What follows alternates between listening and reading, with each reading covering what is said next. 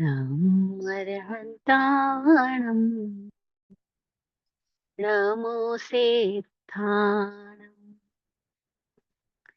नमो आयर्याणम् नमो उवच्छायाणम् नमो लोये सवसाहूणम्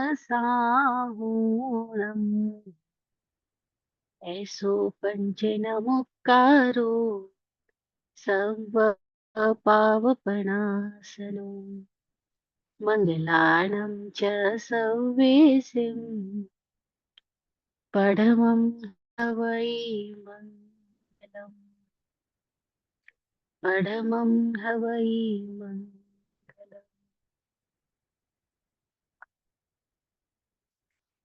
गुरुजी मेरे प्रज्ञा की पहचान, गुरुजी मेरे प्रज्ञा की पहचान, गुणानुवादन फलित करे अरमान, गुणानुवादन फलित करे अरमान। गुरुजी मेरे प्रज्ञा की पहचान, लगा जगत में आना जाना हो, लगा जगत में आना जाना, हमको इससे क्या घबराना। लगा जगत में आना जाना, हमको इससे क्या घबराना। पाना तो सतचित आनंद को, हर पल उभरे शान। गुरु जी मेरे प्रज्ञा की पहचान, गुणानुवादन फलित करे अरमान।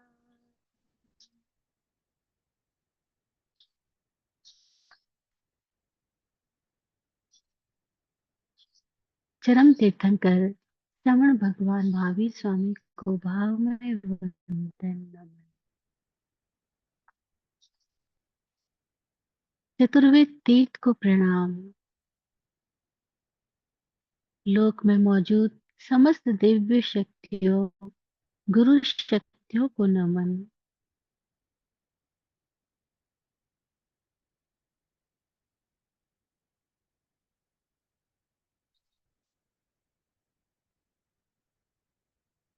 दृष्टि दाता, बुद्धि प्रदाता सदगुरुदेव पूज्य श्री विराट गुरु जी एवं स्वामी विकास जी को प्रणाम।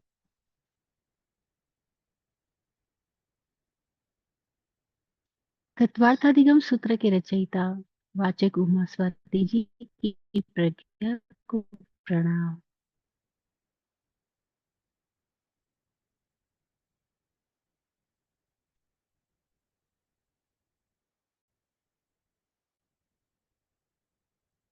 नॉर्थ कैरोलिना के स्वाध्याय संघ को प्रणाम। जय हो। धन्य है पूज्यपाद श्री उमा स्वाति जी,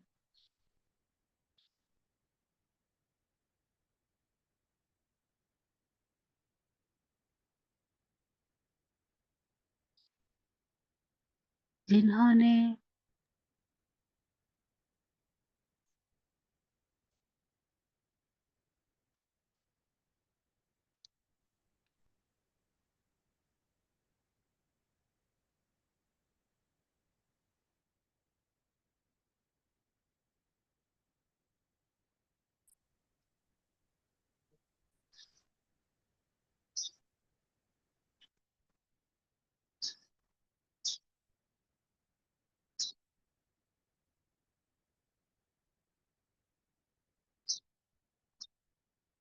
दृष्टिदाता, बोधि प्रदाता पूज्य श्री विराट गुरु जी को नमन। तत्वार्थाधिगम सूत्र के रचयिता वाचक उमा स्वाति जी की प्रज्ञा को नमन। और नॉर्थ कैरोलिना के स्वाध्याय संघ को प्रणाम। ओम।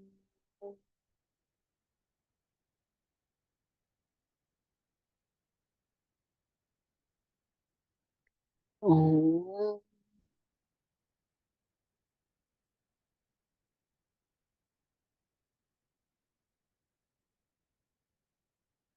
ओम।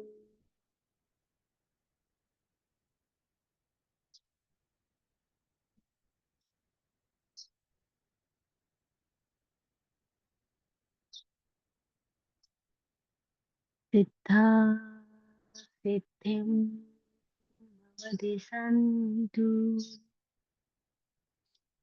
सिद्धा सिद्धिं मम दिशन्तु। सिद्धा सिद्धिं मम दिशन्तु।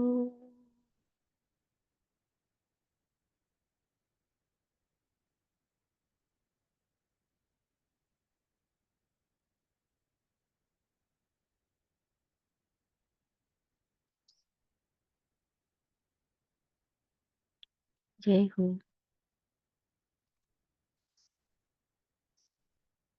धन्य भागी है हम सब कि हमें पूज्यपाद श्री वाचक उमास्वाति जी के द्वारा रचित ये ग्रंथ, उसका अध्ययन करने का मौका मिला। और उसके मार्फत हम जीवन को इतने विभिन्न आयामों से देख पा रहे हैं, समझ पा रहे हैं। अदरवाइज हमने तो कोई भी खोज नहीं की कि हम जान पाए कि धर्मास्तिका है, अधर्मास्तिका है, आकाशास्तिका है, काल जीवास्तिका है, पुदिलास्तिका है, ये षड द्रव्यमय लोक है। ये हमारी अपनी कोई खोज नहीं है, हमारी अपनी कोई भी अनुभव से प्राप्त ये अ, ज्ञान नहीं है जिससे कि हम ये कह पाते कि हाँ, हमने जाना कि हम कौन हैं, या हम कहाँ हैं, या हम जहाँ रह रहे हैं वो क्षेत्र क्या है, वो लोक क्या है, इस संसार का अस्तित्व कैसा है, अस्तित्व का मतलब क्या है। हमें कुछ भी तो नहीं पता। हमें अपने अज्ञान के बारे में, हमें अपने अज्ञान का भी नहीं पता। मतलब अज्ञान का भी ज्ञान नहीं है हमको तो।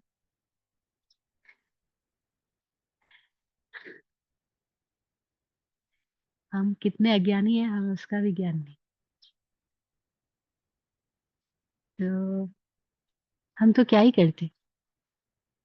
ये महान लोगों ने उपकार किया हम पर, कि हमें बताया कि अपनी जाति को पहचानो, अपनी जाति को पहचानो, अपनी स्थिति को पहचानो, अपनी गति को पहचानो, अपनी काया को पहचानो, इस काया में कितना रहना है उस आयु प्रमाण को पहचानो।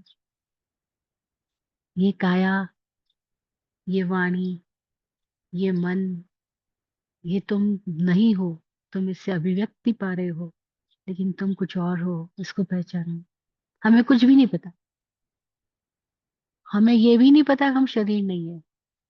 लेकिन हमें कोई पूछे हम कौन है, तो हम सबसे पहले अपना अस्तित्व अपने शरीर से ही प्रकट करते हैं। हमें पता ही नहीं हम शरीर नहीं है, हमें यही पता है हम शरीर है। हमें पता ही नहीं हम जो बोल रहे हैं वो भी हम नहीं है। बोलने के लिए हम शब्दों का प्रयोग कर रहे हैं, और शब्द भी पौद्गलिक है, पौद्गलिक संरचना है, वो भी हम नहीं है। हमें बिल्कुल भी नहीं पता। हमें ये भी नहीं पता कि हम जो सोच रहे हैं वो भी हम नहीं है। हम तो यही मानते हैं हमारी सोच हम है। बट हम ये माइंड नहीं है, ये हमें नहीं पता। हमें ये भी नहीं पता कि हम किसी ऐसे लोक में रह रहे हैं जहाँ हम ही नहीं है। हमको चलाने के लिए, हमको स्थान देने के लिए, हमको ठहराने के लिए, हमारे हर चीज के सहयोग के लिए यहाँ अस्तित्व में और भी मौजूदा शक्तियां हैं। हमें नहीं पता था, अभी भी नहीं पता है। हमने पांचवा अध्याय सूत्रों के अपेक्षा से 42 44 सूत्रों की अपेक्षा से हमने पूरा ही पढ़ लिया। हर एक सूत्र की व्याख्या हमने सुन ली। लेकिन अगर हम अपने अज्ञान को देखें तो अज्ञान वहीं के वहीं खड़ा है। इन सूचनाओं से हमारा अज्ञान जरा भी नहीं खिसका होगा, जरा भी नहीं मिटा होगा। हम अभी भी उतने ही अबोध है जिनको जितना इनको जानने से पहले थे। है या नहीं? अगर हम आंख बंद करके अपने आप से पूछे कि क्या मुझे कुछ अनुभव है जीव का, अपने होनेपन का, क्या मुझे अनुभव है कुछ पुद्गल का, क्या मुझे अनुभव है गति तत्व धर्मास्तिकाय, स्थिति तत्व धर्मास्तिकाय, आकाश तत्व का, काल तत्व का, क्या मुझे कोई अनुभव है? मैं कहूंगा सुन के ऐसा लग रहा है कि हाँ है, लेकिन है तो नहीं। सुन के मान लेते हैं हम कि हम जानकार हो गए, हम ज्ञानी हो गए, हम समझदार हो गए। लेकिन हकीकत में तो हम कुछ भी नहीं है, हम वही के वही खड़े हैं। कहाँ खड़े हैं? वही अपनी छोटी छोटी सोच में, शुद्रतम लालसाओं में, एकदम शुद्र लालसाओं में, शुद्र इच्छाओं में हम वही खड़े हैं। हम वही खड़े हैं। अभी भी हम अपने इर्द गिर्द की वातावरण से प्रभावित होकर के बस यही चाहते हैं कि कैसे हमको सुख मिल जाए, कैसे हमको धन मिल जाए, कैसे हमको हमारे प्रियजन मिल जाए, कैसे हमको हमारे शरीर की, मन की शांति मिल जाए, सुकून मिल जाए, रात को नींद अच्छे से आ जाए, दिन को पेट भरने के लिए अच्छे से भोजन मिल जाए। अभी हमारी जो स्थिति है वो कहाँ खड़ी है?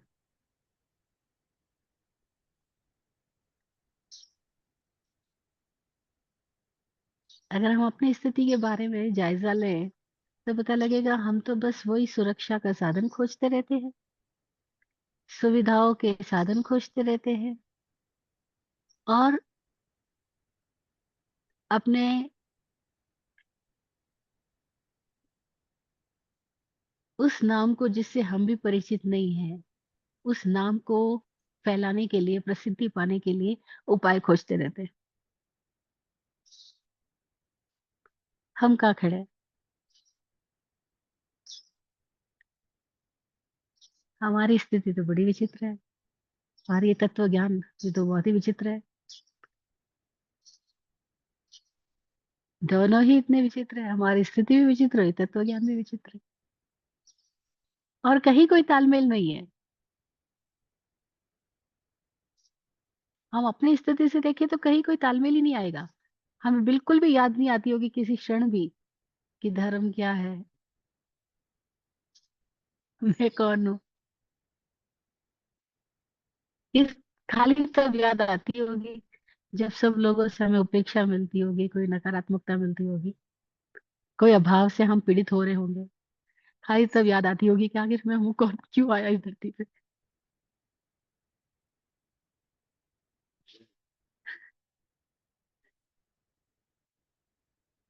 अमिताभ बच्चन कहते हैं ना कि जब जवानी में एक दिन ऐसा आया था उनकी जिंदगी में जब उनको कहीं जॉब नहीं मिल रही थी और बड़े परेशान थे, तो अपने पापा को पूछ लिया, हरिवंश राय बच्चन जो बहुत अच्छे अद्भुत कवि हुए हैं, उनको पूछ लिया आखिर आपने मुझे पैदा ही क्यों किया, क्यों लाए मुझे इस धरती पे।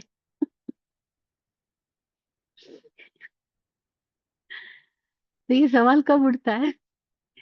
जब कोई ऐसी पीड़ाएं आती है जिंदगी में, तब क्वेश्चन पैदा होता है, हाँ क्यों हूं मैं।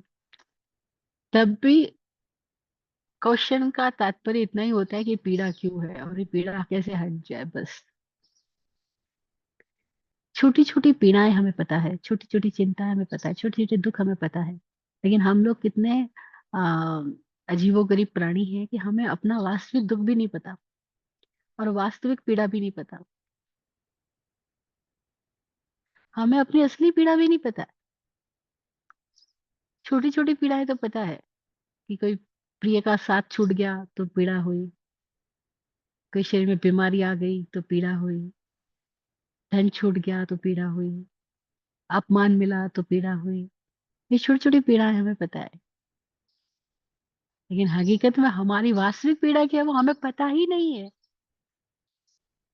इसीलिए हमारी कोई खोज नहीं है इस द्रव्य विज्ञान के बारे में। हमारा कोई प्रश्न नहीं, हमारी कोई जिज्ञासा नहीं।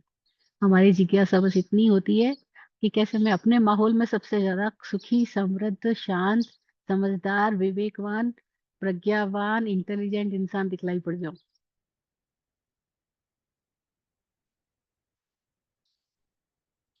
और हर कोई अपने अपनी जगह पे अंधे में काना राजा बन ही जाता है, बनना ही चाहता है बस।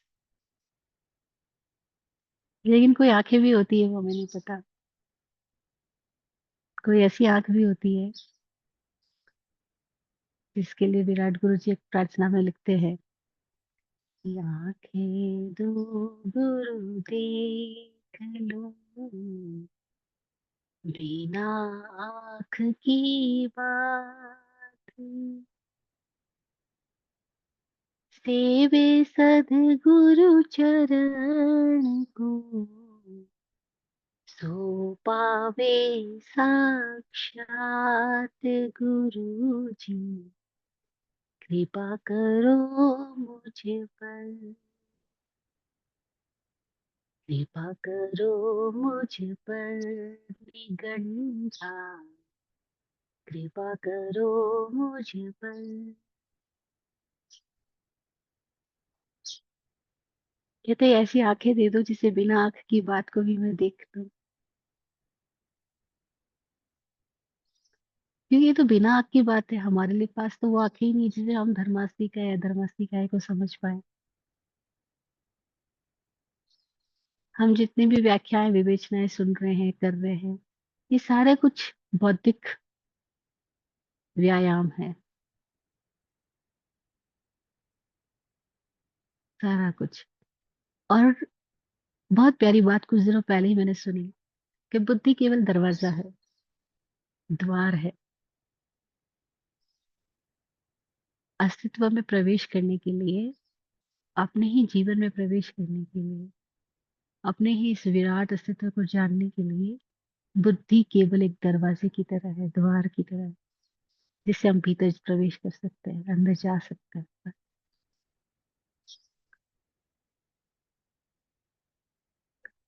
लेकिन हम पूरी जिंदगी इस बुद्धि के दरवाजे पे खड़े ही रहते हैं, अंदर नहीं जाते। और दरवाजे पे खड़े खड़े अंदर बाहर सारी दुनिया का ज्ञान विज्ञान प्राप्त कर लेना चाहते हैं। क्योंकि अंदर जाने में, बुद्धि के द्वार से भीतर जाने में हमें भय खाता है। क्योंकि बुद्धि तक तो सारी बातें गणितीय है, समझ में आ जाती है, तालमेल करती है, मैच करती है, बहुत सारी भीड़ के साथ भी मैच कर जाती है। पर बुद्धि से कोई और गहरे आयाम में जाने में सब गड़मगड़ हो जाएगा, इतना गड़मगड़ हो जाएगा।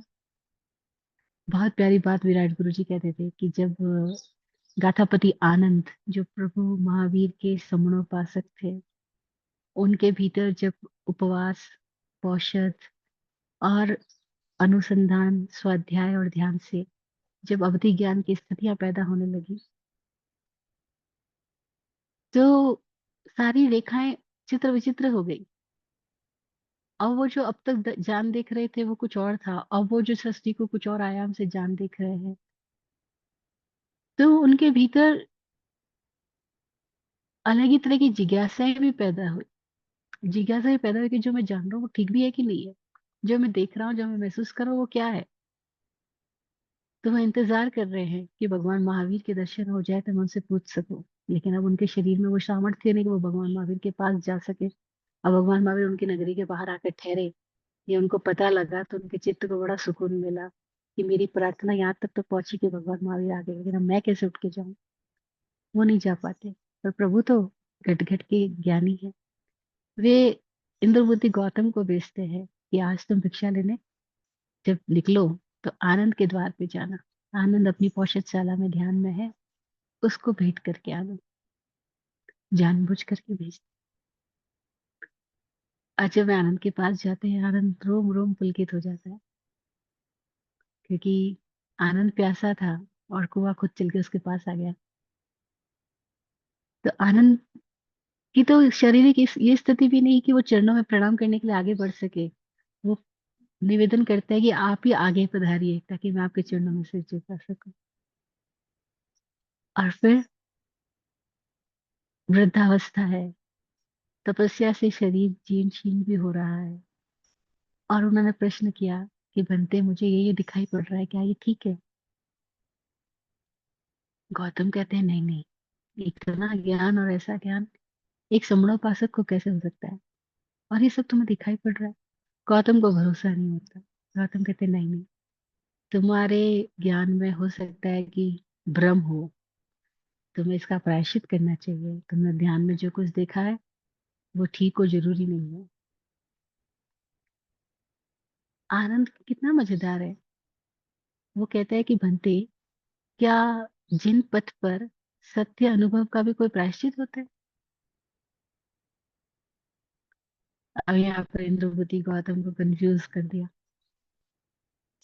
वो क्या जवाब दे? वो वापस लौट के भगवान के पास आते हैं और भगवान को निवेदन करते हैं कि आनंद ने मुझे ऐसा ऐसा कहा कि उसको इतने योजन पर्यंत पृथ्वी के ये हिस्से दिखाई पड़ रहे हैं, वो इतने द्वीप समुद्र तक को देख पा रहा है।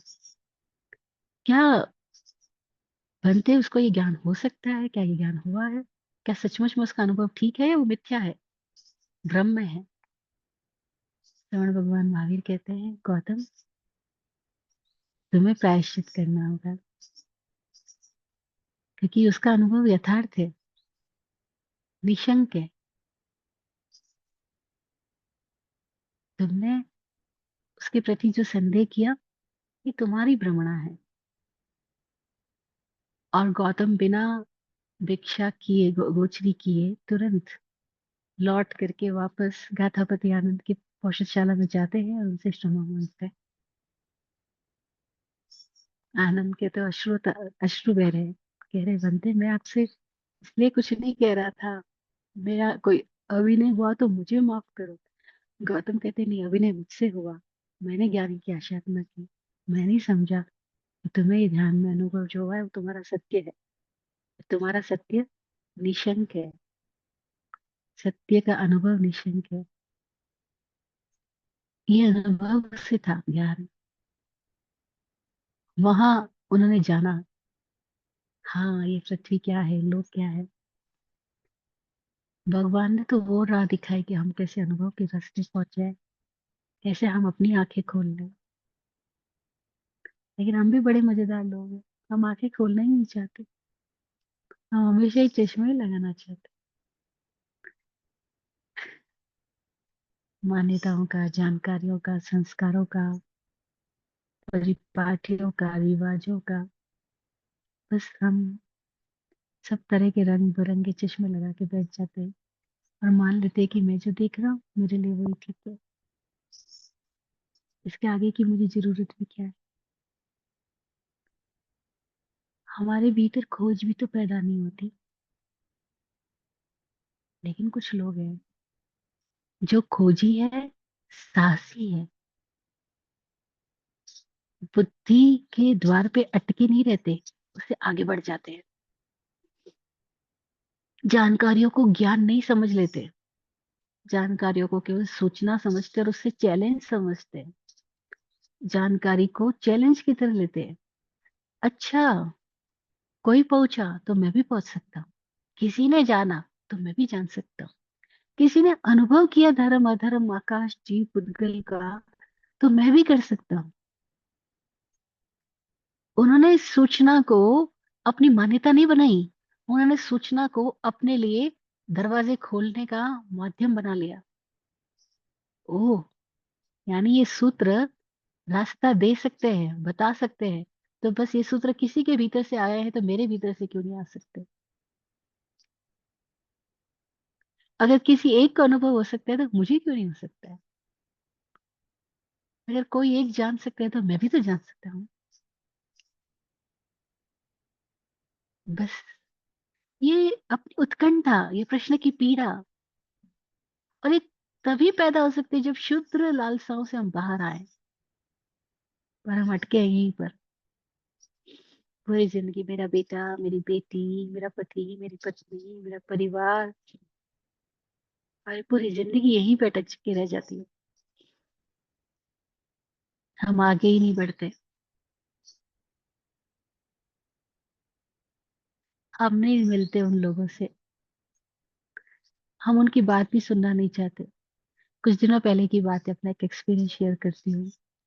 अमेरिका के कुछ लोग हमारे पास रहने के लिए आए हुए थे, ध्यान साधना सीखने के लिए स्वामी जी के पास। और हम सब लोग इकट्ठे थे जयपुर में एक आश्रम में। तो एक यंग गर्ल है, अभी 20-22 साल की होगी वो, स्वामी जी के साथ कुछ बात कर रही है। तो स्वामी जी उनको बता रहे हैं कि मन होता है, लेकिन मन के पार भी कुछ होता है। वो कहते आप बिल्कुल गलत बोल रहे हो, माइंड के सिवा कुछ क्या हो सकता है? जो कुछ है वो माइंड से ही होता है। हम अपनी दुनिया को अपने माइंड से ही बनाते हैं। जो कुछ है वो माइंड ही है, माइंड के परे कुछ हो ही नहीं सकता। स्वामी जी कहते हैं कि मैं नहीं कहता तुम मानो, क्योंकि मैं भी नहीं मानता हूँ, तो मैं कैसे कह सकता हूँ कि तुम मानो। लेकिन मैंने कुछ जाना है, मन के पार को कुछ जाना है। तो मैं तुम्हें कह सकता हूँ कि अगर तुम उस जानने की दिशा में जाना चाहोगी तो तुम भी जान सकती हो। वो बोलती है कि आप बिल्कुल ऐसे ही बोल रहे हो, यूं ही बकवास कर रहे हो ही नहीं सकता है, ऐसी बातें बोल रहे हो।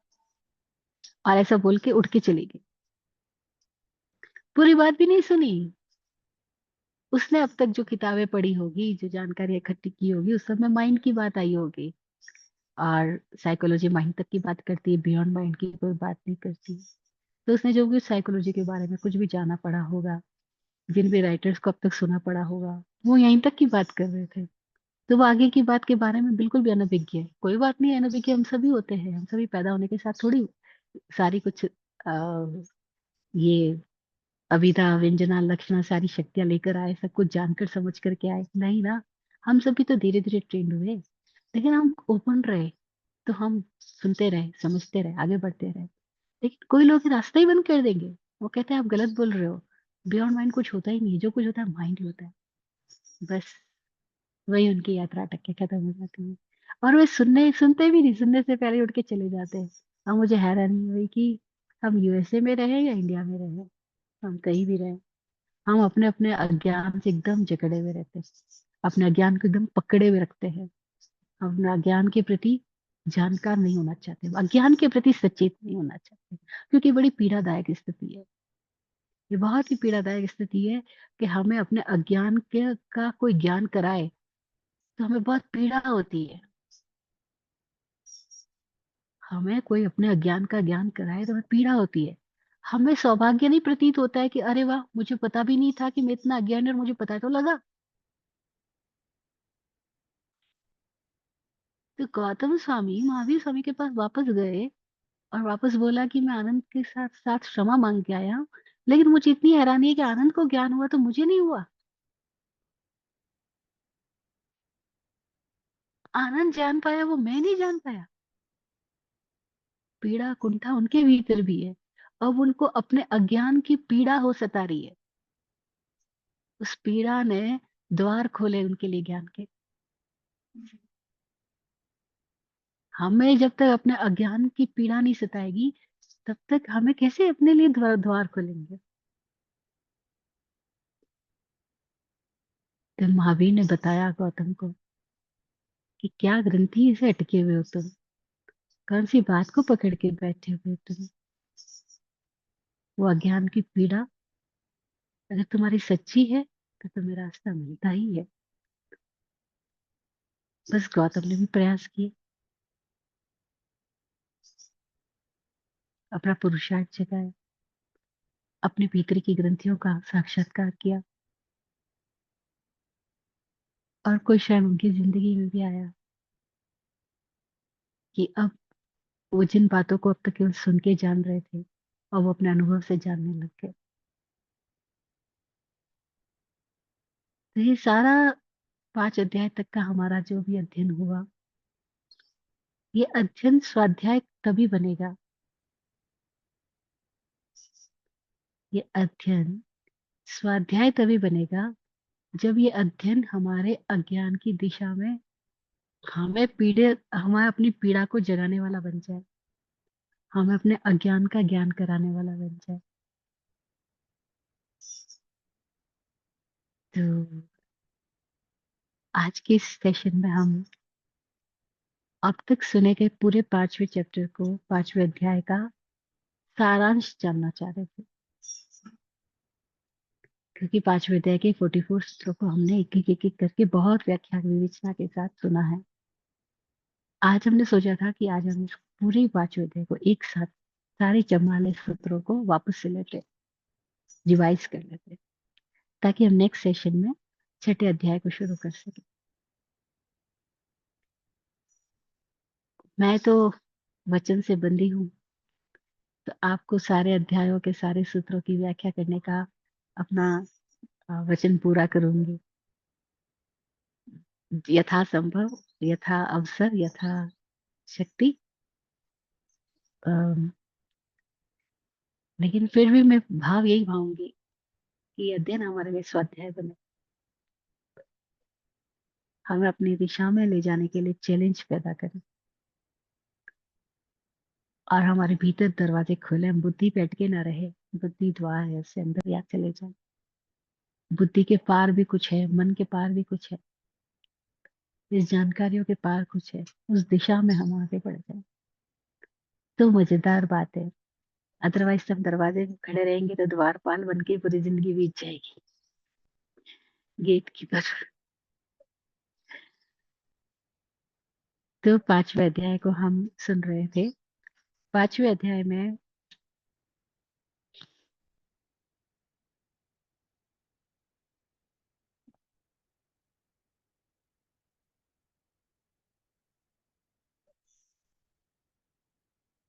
पहला सूत्र था, अजीव काय धर्मा धर्माकाश पुद्गला। ये पांचवा अध्याय अजीव काय से संबंधित है, और ये कह रहा है अजीव काया कितनी प्रकार की है, धर्म, अधर्म, आकाश और पुद्गल। धर्मा, धर्माकाश, पुद्गल, इसमें चार नाम दिए हैं इन्होंने। फिर अगले सूत्र में बोला द्रव्याणि जीवाश्च। ये पांच तो द्रव्य है ही, इसके सिवाय एक जीव भी द्रव्य है। मतलब ऊपर चार बताए, फिर पांचवा जीव बताया। इस तरह से उन्होंने पंच अस्तिकाय की बात करी। ये ध्यान रखना होगा हमने। लोक में पंच अस्तिकाय की बात प्रभु महावीर ने दी। प्रभु महावीर की अपनी खोज रही, और उन्होंने अपनी खोज को अभिव्यक्ति देते हुए कहा कि जो पूरा लोक है उसमें पंच अस्तिकाय है, मतलब पांच अस्तित्ववान स्थितियां है। और ये पांचों का अस्तित्व जो है वो किस प्रकार का है, तो का नित्य अवस्थितान्य रूपानी, नित्य है, अवस्थित है यानी स्थिर है, और अरूपी है।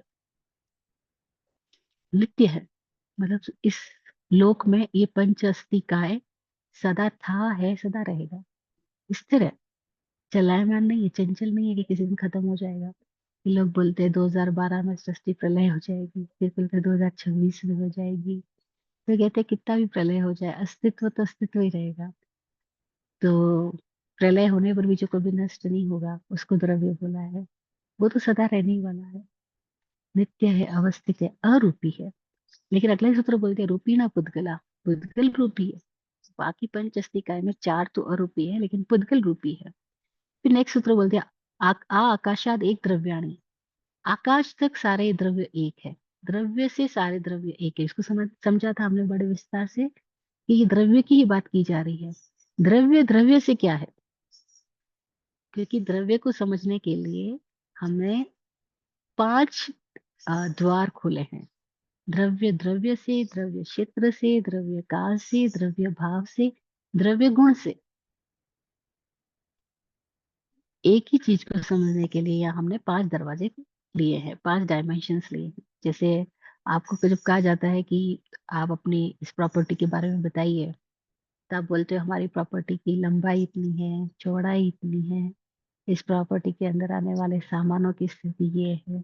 तो आप अपने प्रॉपर्टी को जब बताना जाओगे तो एक ही डायमेंशन से थोड़ी बताओगे, कितने सारे डायमेंशन आपको टच करने पड़ेंगे, है ना। सपोज आपके बारे में पूछा जाए आप कौन है, तो आपको अपने बारे में भी बहुत सारे डायमेंशन बताने पड़ेंगे कि भाई बर्थ प्लेस तो गुजरात अहमदाबाद में था, लेकिन अभी मैं यूएसए में रह रहा हूँ, नाम से ये हूँ, पिता के नाम से ये हूँ, स्टडी वाइज ये हूँ, स्टेटस वाइज ये हूँ, इस ये हूँ, वो हूँ। तो कितने सारे डायमेंशन से आपको अपना परिचय देना पड़ेगा। तो यहाँ हम पंचस्थी काय को इतने सारे डायमेंशन से समझ रहे हैं। तो उसमें पहला डायमेंशन द्रव्य, द्रव्य से क्या है, तो बोला द्रव्य द्रव्य से एक द्रव्य है आकाश तक। आकाश तक का मतलब धर्मास्तिकाय, अधर्मास्तिकाय और आकाशास्तिकाय। ये तीन द्रव्य द्रव्य से एक है, द्रव्य से एक है का मतलब ये पूरे अखंड रूप से पूरे लोक में व्याप्त है। इसके हिस्से नहीं होते हैं। जैसे जीवास्ति जब काय जब कहेंगे, तो जीवास्ति काय एक होता हुआ भी अनंत है, क्योंकि अनंत जीवों का समूह है ना। पुद्गलास्ति काय जब हम कहेंगे तो पुद्गलास्ति काय भी अनंत हो गया, काल जब हम कहेंगे तो अनंत हो जाएगा। तो तीन द्रव्य द्रव्य से एक द्रव्य है, और तीन द्रव्य द्रव्य से अनंत द्रव्य है। Is it clear? तो आगे बढ़े।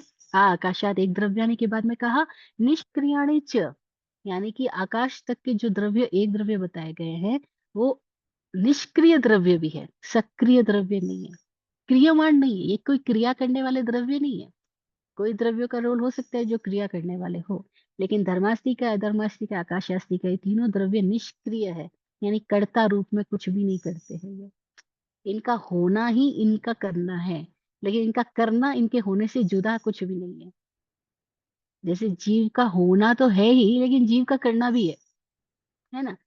जीव कर भी रहा है, पुद्गल का होना भी है और पुद्गल का करना भी है, वो क्रियमाण भी है, सक्रिय भी है। लेकिन ये जो तीन द्रव्य है, धर्मास्तिका धर्मास्तिका आकाशास्तिका है, ये क्रियमाण नहीं है, निष्क्रियाणि च। ये तीनों ही द्रव्य एक द्रव्य भी है और निष्क्रिय भी है। फिर अगला सूत्र बताया। अब देखो, द्रव्य से बताने के बाद में तुरंत अगले सूत्र से बता रहे हैं प्रदेशों से कैसे हैं। जैसे हमने बात की द्रव्य, तो द्रव्य के इसके प्रदेश भी है। अब वो प्रदेशों से कैसे है, तो अगला सूत्र बता रहा है, सूत्र संख्या 7 में, कि असंख्य या प्रदेशा धर्माधर्मयो, धर्मास्तिका और अधर्मास्तिकाय के असंख्य प्रदेश है। यानी द्रव्य से ये एक द्रव्य है, लेकिन प्रदेश से ये असंख्य प्रदेश है। क्यों असंख्य प्रदेश है? क्योंकि पूरा लोकाकाश भी असंख्य प्रदेशी ही है, तो उसमें असंख्य प्रदेशी पूरी इसकी मौजूदगी रहेगी। जीवस्य, जीव भी असंख्य प्रदेशी है, मतलब एक जीव के प्रदेश भी असंख्यात है। आकाशस्य अनंता, आकाश के प्रदेश जो है वो अनंत कहे। क्यों अनंत कहे गए? क्योंकि आकाश एक द्रव्य ऐसा है जो लोक में भी है और अलोक में भी है, यूनिवर्स में भी है।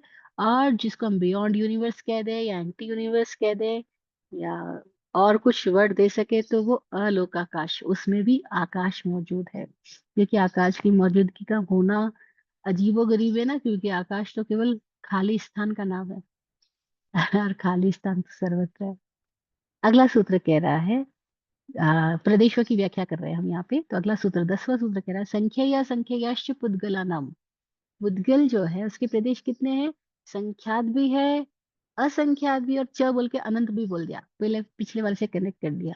तो बोला संख्यात असंख्यात और अनंत प्रदेशी पुद्गल होते हैं। लेकिन नाणु, अणु के कोई प्रदेश नहीं होते। साथ के साथ सूत्र दे दिया, 11वां सूत्र। अणु का कोई प्रदेश नहीं, क्योंकि अणु का मतलब है अंतिम हिस्सा, अनडिविजिबल पार्ट, उसका कोई प्रदेश नहीं हो सकता है। फिर 12वें सूत्र में बोला लोकाकाशी अवगाह, द्रव्यों का अवगाहन क्षेत्र कहाँ है? तो का पूरे लोकाकाश में है। द्रव्य लोकाकाश में रहते हैं। धर्मा धर्मयो कृत्सने, धर्म द्रव्य और अधर्म द्रव्य का अवगाह पूरे लोकाकाश में है। कृत्सन यानी संपूर्ण, टोटल में, टोटलिटी में है। तो धर्मास्तिकाय अधर्मास्तिकाय तो पूरे लोक में है, लेकिन आगे बता रहे हैं एक प्रदेशाधीशु भाज्य पुद्गला नाम, पुद्गल द्रव्यों का अवगाहना है, पुद्गल द्रव्यों का जो रहना है, वो एक प्रदेश आदि में विकल्प से रह रहे हैं। यानी कि वो एक प्रदेश में भी रह सकते हैं, संख्यात में भी रह सकते हैं, असंख्यात में भी रह सकते हैं। इस तरह से पुद्गलों का जो रहना है वो पूरे लोकाकाश में एक साथ नहीं है, वो एक प्रदेश से लेकर के विकल्प के साथ है, कहीं भी रह सकते हैं। असंख्य भागादिशु जीवानाम, जीवों की स्थिति पूरे लोक में कहाँ पर है? तो बोले लोक के असंख्यातवें भाग में है, यानी लोक के थोड़े हिस्से में ही जीव है, बहुत सारे हिस्सों में जीव की स्थिति नहीं है। फिर बोला प्रदेश संहार विसर्गाभाम प्रदीपवत, जीवों की स्थिति ऐसी क्यों बताई? तो बोला जीव की स्थिति बड़ी मजेदार है, वो दीपक के समान अपने प्रदेशों को संकुचित भी कर सकता है और विस्तरित भी कर सकता है। संकुचित कर दे तो बोलते चींटी में चींटी जैसा, हाथी में हाथी जैसा। फैल जाए तो सिद्धों की दृष्टि से देखा जाए, मुक्त जीव की दृष्टि से तो पूरे लोकाकाश में फैल गया। लेकिन अमुक्त जीव की दृष्टि से देखा जाए तो वो अपनी देह प्रमाण ही तो रहता है। देह प्रमाण भी रहता है और भाव प्रमाण भी रहता है। देह प्रमाण में हमारा अस्तित्व है, देह जितनी है उतना हमारा जीव विस्तृत है ना। लेकिन फिर जहां जहां हमारे विचार भाव जाते हैं, वहां वहां इस जीव के प्रदेश भी फैल जाते हैं। तो इस अपेक्षा से हम देह प्रमाण भी है और भाव प्रमाण भी है, लेकिन फिर भी पूरे लोक में नहीं है। पूरे लोक में कब होते हैं? जब पूर्ण शरीर से मुक्त हो जाते हैं, पूरी तरह से पांचों शरीरों से जब मुक्त हो जाते हैं, जब हमारी स्थिति आ, महाविदेह हो जाती है, सारे देहों से मुक्त हो जाते हैं। महाविदेह, सब देहों से मुक्त हो गए, तब हम पूरे लोक में व्याप्त हो जाते हैं। अब अगला सूत्र कह रहा है, इन द्रव्यों का उपकार क्या है, इन द्रव्यों की पहचान उनके गुणों से होगी, इन द्रव्यों का रोल क्या है, कैसे पता लगेगा द्रव्यों के बारे में। तो अगला सूत्र कह रहा है, 17वां सूत्र, गति स्थिति उपग्रहो धर्माधर्मयो उपकार। धर्म और अधर्म का उपकार है, एक गति देता है, एक स्थिति। और लोक हमेशा संतुलन में रहता है। यहाँ एक पक्ष है तो उसका दूसरा पक्ष भी है, गति है तो स्थिति भी है। इसलिए धर्म और अधर्म दो नाम देते हैं। एक गति प्रेरक है, एक स्थिति प्रेरक है। तो दोनों का रोल क्या है? एक गति का रोल देगा, एक स्थिति का रोल देगा। आकाश का रोल क्या है? तो अगला सूत्र कह रहा है, 18वां सूत्र, आकाशस्य अवगाह। आकाश का रोल है अवगाह न देना, स्थान देना, स्पेस। आकाशस्य अवगाह। पुद्गल का रोल क्या है? तो बोला शरीर वांग मनः प्राणापान पुद्गला नाम।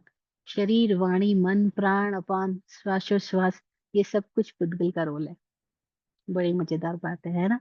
ये सब कुछ पुद्गल का रोल है। इसके साथ साथ बताया, सुख दुख जीवित मरणोपग्रहाश्च। सुख है, दुख है, जीवन है, मरण है, ये सब कुछ भी पुद्गल का रोल है। ये सब कुछ भी पुद्गल के होने की वजह से ही है। लोग पूछते हैं ना, अरे फिर सुखी कौन हो रहा है, फिर दुखी कौन हो रहा है, फिर भूख किसको लग रही है, फिर नींद किसको आ रही है, फिर जन्म किसका हो रहा है, मरण किसका हो रहा है? सब कुछ पुद्गल का हो रहा है। पुद्गल का मतलब ये है, जो जुड़ भी रहा है, बिखर भी रहा है, और मौजूद भी है। एक साथ तीनों स्थितियां जिसमें सदा घटित हो रही है, उसको हमने पुद्गलास्मिका बताया ना। फिर जीवन का क्या रोल है, जीव का क्या रोल है? बहुत प्यारी घटना है, परस्परोग्रहो जीवन। जीव का रोल है परस्पर उपग्रह होना। ये मैं रोज देखती हूँ। अभी हम जब चंडीगढ़ से मनाली के रास्ते पे आए, मनाली से लेह के रास्ते पे आए, जगह जगह रास्ते में ट्रैफिक जैम कर रखा था, रास्ता बंद कर रखा था, रोक रखा था, क्योंकि लैंडस्लाइडिंग हो रही है, बारिश चल रही है, बाढ़ का टाइम है। तो ये सारे पहाड़ी क्षेत्र है। अभी आप देखो मेरे पीछे बड़ी बड़ी पहाड़ियां हैं, अगर आपको दिखाई दे सके तो सारी पहाड़ है इधर लेकर हम जबरदस्त पहाड़ी से हाई एल्टीट्यूड पे, हम 18,000 फीट पे ऑलमोस्ट। ऑक्सीजन भी यहाँ पे कम है। अभी हम परसों आ चुके, तो आज तक थोड़ा एक्लेमेटाइजेशन हो गया है हमारा। तो हम देख रहे हैं कि इधर पत्थर गिर रहे हैं, तो सड़कें रुक गई है, तो सारी गाड़ियां पीछे एक साथ रुक गई है। तो हमारी गाड़ी जहाँ रुकी है बहुत देर से, तो हमको प्यास लगी, हम बाजू के घर में रुक चले गए। तो उन्होंने हमें पानी पिलाया, चाय पिलाई, और अपने खेत में, और यहाँ तो बहुत जबरदस्त खेतों में, मनाली के रास्ते पे अनार है, एप्पल है, पूरे पूरे बागान देखने को मिलते हैं एप्पल्स के, अनार के। उतने प्यार से उन लोगों ने हमें अनार खिलाई। और फिर हम आगे बढ़ गए धीरे धीरे, क्योंकि जैसे जैसे गवर्नमेंट बहुत मजेदार रोल कर रही है। जैसे ही लैंडस्लाइडिंग होती है, आगे पीछे गाड़ियां खड़ी है, और जो फटाफट पत्थरों को हटाती है, साफ करती है, वापस रोड को चलने लायक बनाती है। तो चारों ओर से मदद मिल रही है। तो ना हम स्वामी जी को ये बोल रहे, देखो परस्पर ग्रह जीवन जी, कैसे एक दूसरे का सहयोग करते हैं और कैसे हम आगे बढ़ते चले जाते हैं। हर जगह हमें कोई न कोई सहयोग मिलता जाता है, सबको मिल रहा है सहयोग। देखने की दृष्टि में अगर आ जाए, तो हर जगह हमें सहयोग मिलता ही जा रहा है। सहयोग से ही तो हमारा जीवन चल रहा है। वरना कैसे? देखो, शरीर सहयोग कर रहा है, श्वासोश्वास सहयोग कर रही, प्राण सहयोग कर रहे, सब कुछ सहयोग कर रहा है, और एक जीव दूसरे जीव को सहयोग कर रहा है, तभी हम जीवित रह पा रहे हैं, है ना? तो बहुत प्यारा सूत्र कह रहा है, परस्परो ग्रहो जीवन। फिर काल का क्या रोल है? तो उसने अगला सूत्र बोलता है, वर्तना परिणाम क्रिया परत्वा परत्व च कालस्य। जो भी परिवर्तन है, जो भी क्रियाएं हो रही है, जो भी परत्व और अपरत्व है, प्राइमरी और सेकेंडरी है, जो भी बड़ा या छोटा है, ये जितने भी सापेक्षताएं हैं वो सब कुछ काल की वजह से पैदा हो रही है। काल का उपकार के साथ में अब इसके गुण बताने शुरू किए कि इनका गुण क्या है, द्रव्यों का। तो बोल रहे स्पर्श रस गंध वर्ण वंतः पुद्गला। 23वां सूत्र कहता है कि स्पर्श रस गंध और वर्ण ये पुद्गल का गुण है। पुद्गल इन गुणों के द्वारा अपनी अभिव्यक्ति करता है, क्योंकि कोई भी चीज अपने गुणों से ही पहचानी जाएगी। और पुद्गल का गुण क्या बताया, बोला शब्द, बंध, सूक्ष्म, स्थौल्य, संस्थान, भेद, तमस, छाया, आतपद्योतवंतश्च। शब्द है, बंध है, सूक्ष्मता है, स्थूलत्व है, संस्थान आकृतियां है, भेद है, अलग अलग तरह टाइप से, और आतप है, उद्योत है, सूरज की आतप है, सूर्य का, चंद्रमा की चांदनी उद्योत है। ये सब भी पुद्गल के आकार है, ये सब भी पुद्गल के एक गुण है। जो भी हमें दिखलाई पड़ने वाली स्थिति है वो सब कुछ पुद्गल का गुण है। और पुद्गल कैसा है, तो बताए अण्व स्कंधाश्च। पुद्गल दो प्रकार में, अणु रूप में है और स्कंध के रूप में है। अणु रूप और स्कंध के रूप में ये कैसे पैदा होते हैं, तो अब इनका पुद्गल का विज्ञान बता रहे हैं, जिसको हम परमाणु विज्ञान कह रहे हैं। इस एटॉमिक साइंस तक आज हमारे साइंटिस्ट पहुंच चुके हैं, लेकिन हम देखिए कि आज के साइंटिस्ट ने इस एटम्स को जाना इतनी बात नहीं है। उसके पहले हजारों वर्षों पहले ज्ञानियों ने इस एटम को अपने भीतर अनुभव से जान लिया, और उन्होंने ये जाना कि पदार्थ की सूक्ष्मतम इकाई अणु है, और चेतना की सूक्ष्मतम इकाई ये जीवन है, ये आत्मा है। और इस तरह से दोनों आयामों को, पदार्थ को और अपने आप को, दोनों को एक साथ अपने भीतर में उद्घाटित किया उन ज्ञानियों ने। आज विज्ञान अधूरा है, पंगु है, क्योंकि वो पदार्थ के बारे में तो गति कर रहा है, लेकिन जीवन के बारे में गति नहीं कर रहा, अस्तित्व के बारे में, अपने आप के बारे में, अपने स्वभाव को जानने की दिशा में गति नहीं कर रहा है।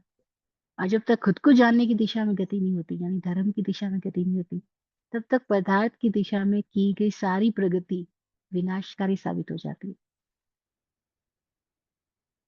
एक प्रश्न किया ओशो से किसी ने कि आज जब इतना अणु विज्ञान हम प्रकट हो चुका है, अणु विज्ञान विकसित हो चुका है, तो धर्म की क्या आवश्यकता है,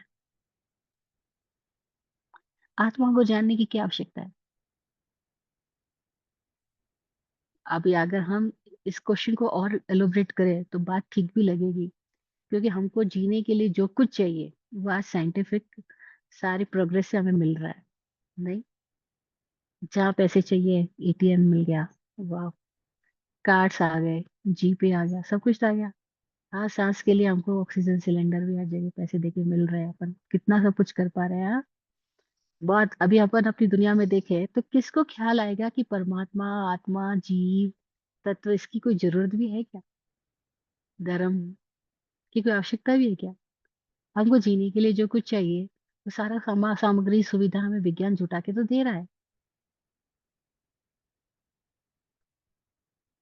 ओशो कहते हैं कि शायद उस दुनिया में जब प- पदार्थ विज्ञान की खोज नहीं हुई थी, परमाणु विज्ञान की खोज नहीं हुई थी, हम एटॉमिक साइंस को डेवलप नहीं कर पाए थे, तब अगर शायद किसी दिन धर्म की खोज ना हुई होती तो चल भी जाता। अब बिल्कुल भी नहीं चलेगा। अब क्यों नहीं चलेगा, क्योंकि अब आज इंसान इस जगह पर आ गया है कि अगर उसने अपने आप को नहीं जाना तो उसके हाथ में शक्ति तो आ गई है, लेकिन वो इस शक्ति से विनाश ही करेगा, क्योंकि उसके पास में शक्ति के सृजनात्मक उपयोग करने के लिए जो विवेक चाहिए, जो प्रज्ञा चाहिए, जो अनुभव चाहिए, वो तो है ही नहीं। तो वो करेगा क्या। और हम ये देख भी रहे हैं, आज विज्ञान ने ये जान लिया है कि एक अणु में एक कण में इतनी शक्ति छुपी हुई है। जो शुद्र से शुद्र दिखने वाली चीज है उसमें कितनी विराट संभावनाएं छुपी हुई है, उसने ये जान लिया है। तो अब उसके लिए ये जानना बहुत जरूरी है कि जब इतनी सारी शक्ति एक छोटे से कण में है, तो अगर इस शक्ति का सृजनात्मक उपयोग किया जाए, क्रिएटिवली यूज किया जाए, तो उस जगत को कितना सुंदर बनाया जा सकता है, जीवन को कितना प्यारा बनाया जा सकता है, कितना सुविधाजनक संगीतपूर्ण बनाया जा सकता है, अगर इसका सदुपयोग किया जाए तो। लेकिन अगर उसने नहीं जाना जीवन के रहस्य को, अपने आप को, खुद को नहीं खोजा, इस डायमेंशन में प्रोग्रेस नहीं की, तो बड़ी गड़बड़ हो जाएगी। और गड़बड़ हम देख ही रहे हैं, हिरोशिमा और नागासाकी एग्जाम्पल है। गड़बड़ हम देख ही रहे हैं, रसिया और यूक्रेन का सामने है। गड़बड़ हम देख ही रहे हैं, America, China, America, Russia, America, India. गड़बड़ हम चारों ओर देख ही रहे हैं।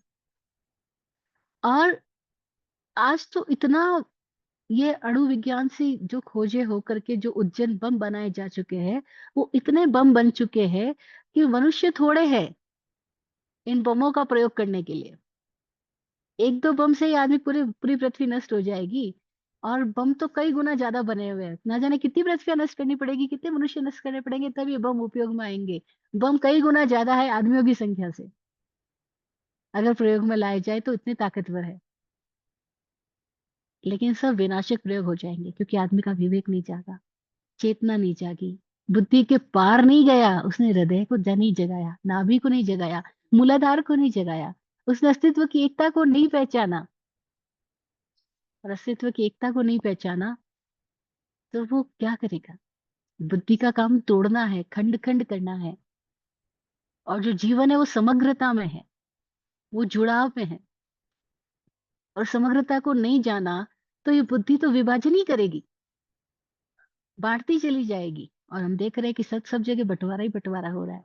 चाहे किसी नाम से हो रहा हो, किसी पहचान से हो रहा हो, किसी आड़ में हो रहा हो, लेकिन हो तो बंटवारा ही रहा है। क्यों बंटवारा इतने हो रहे हैं? क्योंकि हम सब बुद्धि प्रधान हो गए हैं। जब हम हृदय प्रधान रहते थे तो एक परिवार में 40, 50, 60, 70 लोग भी एक साथ रह जाते थे।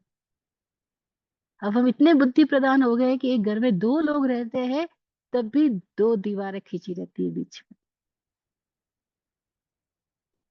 बुद्धि तोड़ती है, हृदय जोड़ता है। लेकिन जो बुद्धि में अटक के अपनी जिंदगी खत्म कर देगा, वो कैसे जानेगा अस्तित्व की समग्रता को?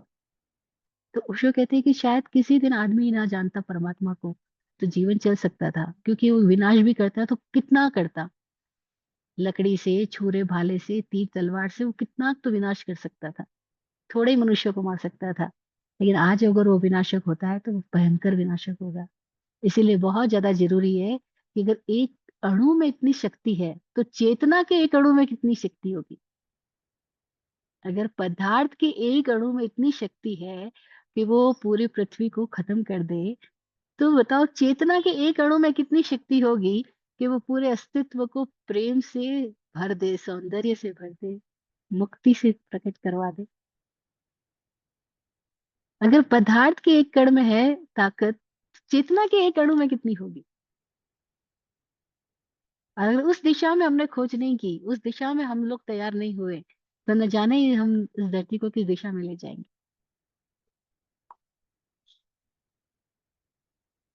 तो वो कहते हैं आज तो ज्यादा से ज्यादा अधिकतम लोगों की जरूरत है कि हम उन लोगों को अपने आप की दिशा में भेज सके, चेतना के खोज में भेज सके, खुद के स्वभाव को प्रगटाने की दिशा में हम बढ़ सके। आज सर्वाधिक आवश्यकता है। इसलिए आज धर्म की जितनी ज्यादा जरूरत है, उतनी शायद उस काल में ना भी रही हो, जब आदमी के पास में आ, पदार्थ के विज्ञान की भी खोज नहीं पैदा की होगी उसने।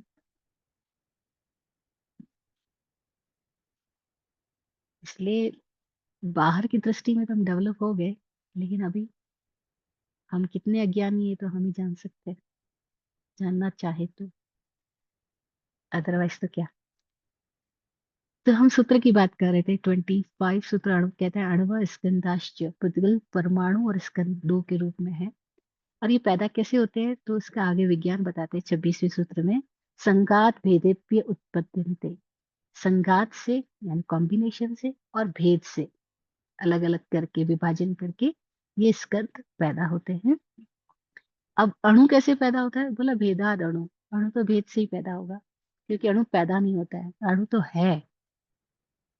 उसके संयोजन से से स्कंद बना है। जब स्कंद टूट टूट करके अंतिम स्थिति में पहुंच जाएगा तो अणु स्थिति, अणु की स्थिति तक आ जाएगा। तो बोला भेद से अणु पैदा होता है। भेद संगाताभ्याम चाक्षुषा, ये दृष्टिगोचर कब होती है? जब भेद और संघात से दोनों से कोई पैदा स्थिति है, वही दृष्टिगोचर हो सकती है, आंखों से दिखाई पड़ेगी। भेद संगाताभ्याम चाक्षुषा। फिर कहा, ये पूरा जो अस्तित्व है, सत, सत्तावान, ये किस प्रकार का है, इसकी प्रकृति क्या है? तो कहा, ये त्रिरूपा है। उत्पाद, व्यय, द्रव्य युक्तम सत। ये उत्पत्ति, विनाश और द्रव्य, तीनों गुणों से युक्त पूरा अस्तित्व है। इस अस्तित्व में एक भी क्षण ऐसा नहीं है जब उत्पन्न नहीं हो रहा हो, एक भी क्षण ऐसा नहीं है जब नष्ट नहीं हो रहा हो, एक भी क्षण ऐसा नहीं है जबकि अपने मौलिक अणु रूप में अस्तित्व मौजूद ना हो, सदा रहता ही है। तद्भावा व्ययम नित्यम। तीसवा सूत्र कहता है, तद्भाव में जो अव्यय है अर्थात नष्ट नहीं होता, वही नित्य कहलाता है। और ये नित्य है क्योंकि सब अपने अपने स्वभाव में सदा रहते हैं। लेकिन इनको समझेंगे कैसे? तो बोला, अर्पित अनर्पित सिद्धे। अर्पित और अनर्पित से सिद्धि होगी। क्योंकि जब जन्म होता हुआ दिखाई दे रहा है तो मृत्यु होती हुई दिखाई नहीं दे रही है। लेकिन जन्म के साथ ही मृत्यु एक साथ ही हो रही है, लेकिन हमें एक ही चीज दिखाई पड़ रही है। क्यों? क्योंकि हमें मुख्य को देख पाते हैं। एक क्षण में कोई मुख्य हो जाता है, दूसरे क्षण में कोई गौण हो जाता है। जब कोई मर रहा होता है तो मृत्यु मुख्य हो जाती है। वो इस क्षण जन्म भी रहा था, वो हमें दिखाई नहीं पड़ेगा। जन्म के क्षण में जन्म दिखाई दे रहा था, मृत्यु दिखाई नहीं दे रही थी। संयोग के क्षणों में वियोग नहीं दिखाई दे रहा, वियोग के क्षण में संयोग दिखाई नहीं दे रहा।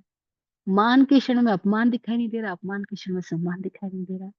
क्यों? क्योंकि हमें जो चीजें मुख्यता पाती है वो दिखाई देती है, जो गौण हो जाती है वो दिखाई नहीं देती। और सारी चीजें एक साथ मुख्यता पाती नहीं, और सारी चीजें एक साथ गौण भी हो जाती नहीं। बस, अर्पिता नर्पित सिद्धि।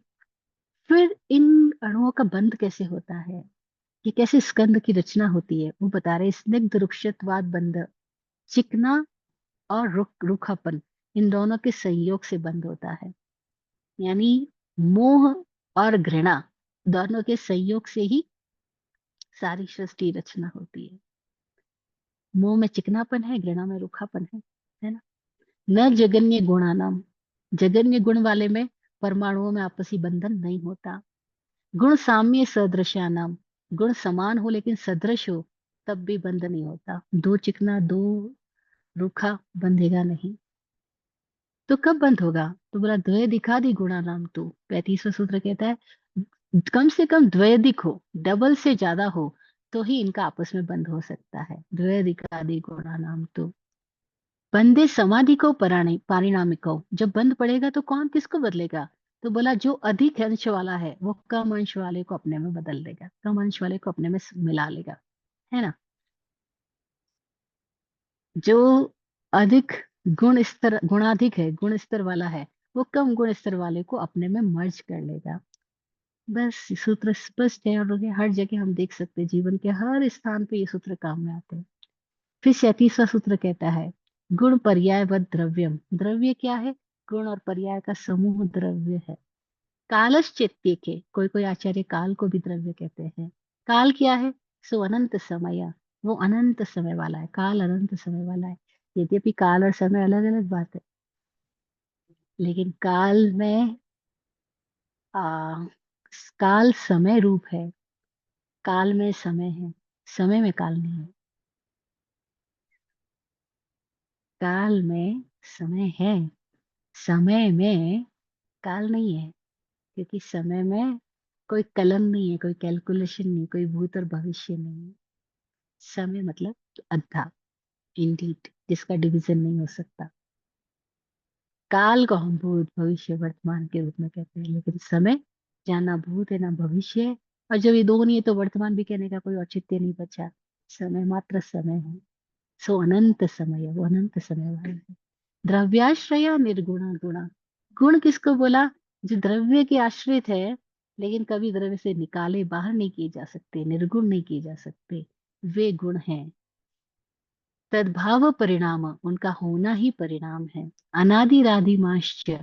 वो परिणामन, वो पर्याय दो प्रकार की, एक अनादि और एक आदि।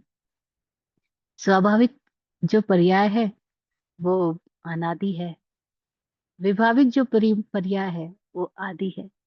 स्वभाव तो सदा ही था, सदा ही है, सदा ही रहेगा। विभाव है, वो आता जाता रहेगा, इसीलिए वो आदि है। रूपीशु आदिमान, रूपी पदार्थों में वह आदिमान है। क्योंकि पुद्गल में जो भी परिवर्तन हो रहे हैं वो सब लगातार दिखलाई पड़ रहे हैं, घट पड़ रहे हैं। तो रूपी पदार्थों में जो भी परिणमन है वो आदिमान कहलाते हैं। योगोपयोगो जीवेशु, जीव में भी जो योग और उपयोग है वह सब भी आदिमान है। क्योंकि जीव में योग तभी तक है जब तक जीव विभाव में है। स्वभाव में तो जीव अयोगी हो जाएगा। अब ये योग क्या है, जीव कैसे योग करता है, जीव कैसे उपयोग में आता है, ये सारी व्याख्या हमें छठे अध्याय की ओर लेके जाएगी। तो वहाँ शुरुआत योग से होने वाली है कि योग क्या है। तो अब हम योग के फिर एक अलग आयाम को अगले सेशन में छूने वाले हैं। आज का सेशन इतना ही करते हैं, आई थिंक समय भी पूरा हो गया है। और फिर अगर कोई जिज्ञासा है तो उसके लिए भी समय रखते हैं।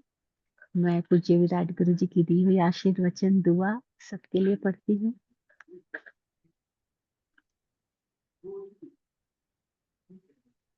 आप फूलो फलो, हो जिंदगी मखमल मुलायम। आप फूलो फलो, हो जिंदगी मखमल मुलायम। आपकी हर खुशी पे है हमारी जान सदके। दुआ करते हैं चुपचाप दिल की थाप से हम। दुआ करते हैं चुपचाप दिल की थाप से हम। रहे जाते नवाजे हर घड़ी अरमान सबके। अमन और चैन से गुजरे आपका वक्त सारा। अमन और चैन से गुजरे आपका वक्त सारा। रुख पे खिलती रहे यूं रूह की मुस्कान खुल के। रुख पे खिलती रहे यूं रूह की मुस्कान खुल। जय हो, जय हो, जय हो। सबका कल्याण हो।